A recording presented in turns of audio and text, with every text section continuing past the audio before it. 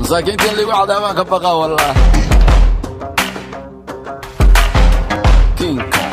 السلام عليكم ورحمة الله وبركاته. دمان daawadayaasha nagu xiran meel walba oo adduunka ka joogtaan iyo si walba aad noo daawanaysaan kusoo dhawaada muuqaal cusub. Muuqaalkan maanta idiin hayno waxa uu ku saabsan yahay jawaabtii heestii waayaha cusub ee Nabar iyo Naxdin iyo Ilka Case oo hees kale kasoo dabadiray taasi uu jawaab uga dhigayo heesta. balse intaan muuqaalkaasi guda galin waxaa idin xasuusinayaa inaad channelka subscribe saartaan, like saartaan videoga. muuqaalkii ka horeeyay waxaan kugu soo gudbinay in heestii waayaha cusub ee Nabar iyo Naxdin la rabay in loo dhiibo Ilka Case Qays balse uu iska diiday.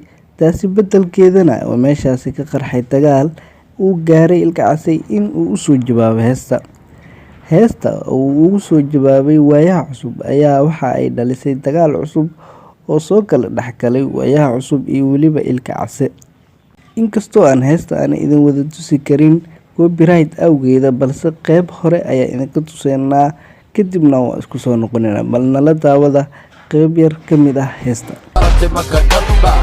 war la weerartay horta maxad ka heshaa ma dumar baa safartay warageeda ولا دود ما ذني والبنفتا رق ورمي بنركا دمر آمسا وكوديجي لبو جيلا بقيا سكري وادوكي من ملادا درك ورنكا مقعي ركات كديش حول واحد هرب عادكا موريتا ورك موريتا waa daawateen aan filaa heestani ayaa noqotay heestii u horeysay ee loogu soo jawaabayo waayaha cusub iyadoona ay u soo jawaabay Ilka Case oo isna ka mid ahaa waayaha cusub.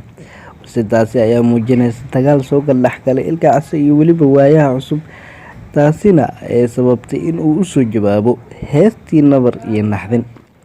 hore heestan waxa uu ballan qaaday inuu u soo jawaabo Dayax-Dal Nuurshe balse xaaskiisa ayaa ka diiday jawaabta heestaasi, balse Ilka Case Qays ayaa u soo jawaabay.